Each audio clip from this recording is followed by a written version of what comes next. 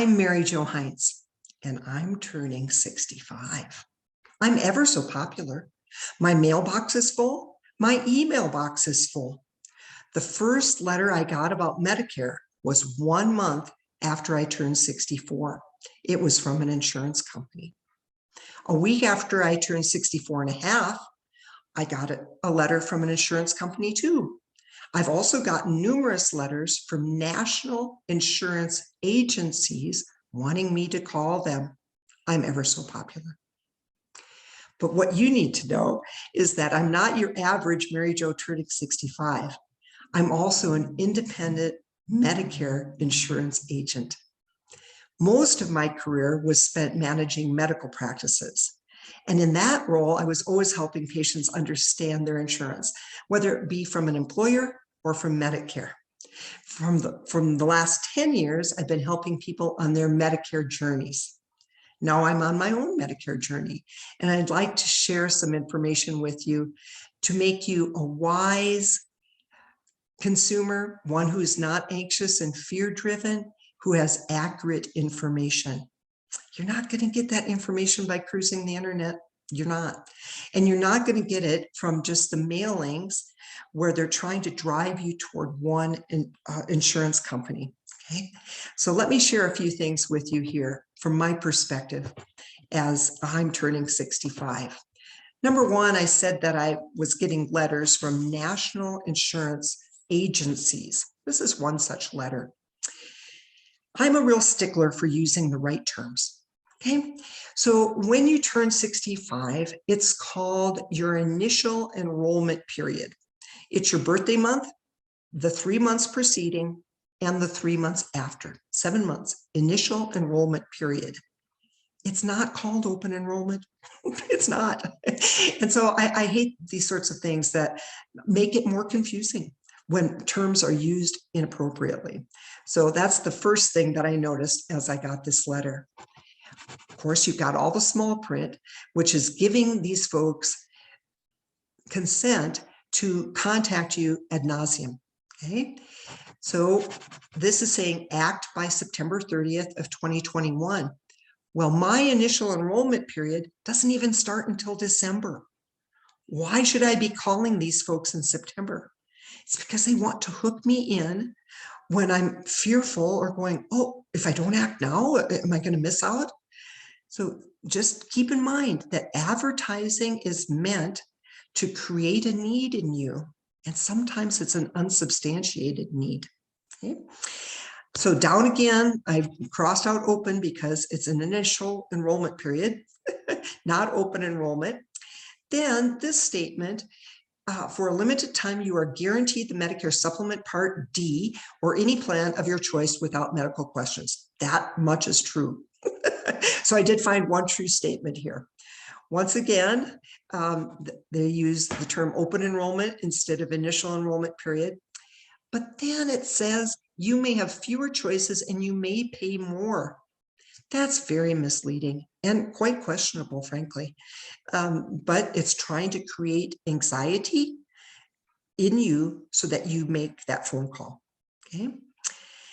Once again, just pointing out that there's no obligation except they can call or text you with no boundaries. Okay, so that's a couple of things there. And then I'm going to move on to the TV ads. The TV ads are geared toward everyone with Medicare, and there's lots of folks out there with Medicare. The first ad that followed this general framework was done by Joe Namath, and this was about a year ago now. And Joe is a paid spokesman. Joe doesn't know a whole lot about Medicare, just saying. He knows a lot about football. But this is a national insurance agency called Medicare Coverage Helpline. Now, it looks pretty official, but it is a national insurance agency. It has nothing to do with the government. It does say that in the ad, but it makes it sound like it's actually Medicare and they want to help you. Not true. It's an 800 number, meaning that you're calling a national call center where they may know very little about the plans in your specific area. They may be incentivized to sell you a certain plan, but they're not going to do a thorough needs assessment to see what plan is right for you. Okay, so buyer beware here. In the small print, they also are creating a need. Don't delay, just like the letter did. Get what you deserve. Okay, there is some truth to that. But those are the ads, the mailings that you're getting. They want to create anxiety. I'm going to suggest a different way to do this. Okay, this is part of my education document, and the area that I've highlighted is a graphic right from Medicare. And at the top it says there are 2 ways to receive your Medicare. And this is what I emphasized with folks. You need to decide between a supplement and Medicare Advantage. The insurance companies, with their calls and their letters, are making you think about the insurance companies. You want to come up from that viewpoint and start with, is a supplement right for me, or is Medicare Advantage right for me? That's where you want to start, not with what insurance company and who has the best marketing. Okay, that's what you want to do. So let me reiterate with this little graphic. In my Medicare journey, I'm trying to give you just the facts, ma'am. Number 1, your initial enrollment period when you turn 65 is not the only time to enter Medicare. You can also enter Medicare with no penalty when your employer insurance ends. Okay. Secondly, you don't want to think about insurance companies first. I've said that a couple times. Number 3, what you do want to think about is supplement or Medicare Advantage. What is the best match for your lifestyle, your health, and your finances? Not your neighbor, not your cousin, not someone who lives in a different state. What is best for you and that match? The last thing I'd say is that work with a local agent who specializes in Medicare. Okay, they know the lay of the land. They know, especially with Medicare Advantage, what the network is, and that's really important. I always tell my folks, can you see the providers and go to the facilities that you need to go to for your health? Okay, that's what it's all about, and that's where you want to start. A local agent is your best source for accurate information. Don't go cruising the internet. There's even on the Medicare website, there's contradictory information. A local agent who's been doing this for 5, 10, 20 years is going to know the lay of the land. Secondly, an agent is going to be your ongoing resource. Things change.